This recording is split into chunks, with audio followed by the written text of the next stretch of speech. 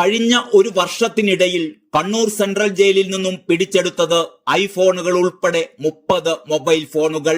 ഇതുമായി ബന്ധപ്പെട്ട് town police എടുത്തത് 14 കേസുകൾ. ഫോൺ മാത്രമല്ല, ചാർജറുകൾ, ഇയർഫോണുകൾ, പവർ ബാങ്കറുകൾ എന്നിങ്ങനെ പലവിധ കമ്മ്യൂണിക്കേഷൻ ഗാഡ്ജറ്റുകളും കണ്ടെത്തിയിരുന്നു. തടവുകാരുടെ ഇടയിൽ മൊബൈൽ ഫോണുകൾ സജീവമാണ് എന്നതിന് ഇതിൽ കൂടുതൽ തെളിവുകൾ വേണോ?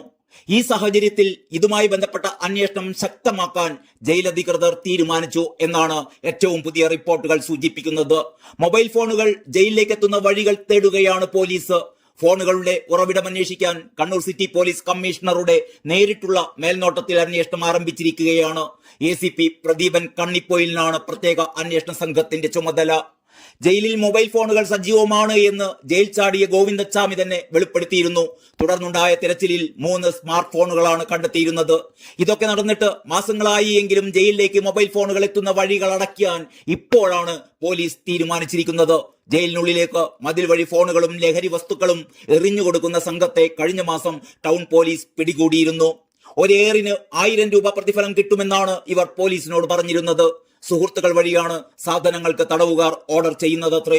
എല്ലാ രാഷ്ട്രീയ കക്ഷികളിലും പെട്ട തടവുകാർ ഇങ്ങനെ വിവിധ സാധനങ്ങൾ ഓർഡർ ചെയ്യാറുണ്ട്, മൊബൈൽ ഫോണുകൾ ഉൾപ്പെടെ. ജയിലിനകത്തെത്തുന്ന മൊബൈൽ ഫോണുകൾ ഒളിപ്പിക്കാൻ തടവുകാർക്ക് പല വഴികളുമുണ്ട്. തെങ്ങിൻ മുകളിൽ വരെ അവർ ഫോണുകൾ ഒളിപ്പിച്ചു വെക്കും. 3 ഫോണുകൾ കണ്ടെത്തിയത് തെങ്ങിന്റെ മണ്ടയിൽ നിന്നായിരുന്നു. രാത്രി പ്രകാശം കണ്ട് പരിശോധന നടത്തിയപ്പോഴാണ് ഈ ഫോണുകൾ കണ്ടെത്തിയത്. ഇതേസമയം ഗോവിന്ദച്ചാമി ജയിൽ ചാടി 2 മാസം കഴിഞ്ഞിട്ടും വൈദ്യുതി വേലി പുനഃസ്ഥാപിക്കാൻ ജയിലിനുള്ളിൽ നടപടിയായിട്ടില്ല. കഴിഞ്ഞ 3 വർഷമായി വേലിയിലൂടെ വൈദ്യുതി പ്രവഹിക്കുന്നില്ല. പ്രധാന വേലി മറികടന്നാണ് ഗോവിന്ദച്ചാമി രക്ഷപ്പെട്ടത് എന്നോർക്കണം.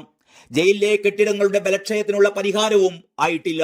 1 മുതൽ 10 വരെ ബ്ലോക്കുകളിലായി 2000 തടവുകാരാണ് ഇവിടെയുള്ളത്. കെട്ടിടങ്ങളുടെ സുരക്ഷിതത്വമില്ലായ്മ ജയിൽ DGPയുടെ റിപ്പോർട്ടിൽ തന്നെ ചൂണ്ടിക്കാട്ടിയിരുന്നതുമാണ്.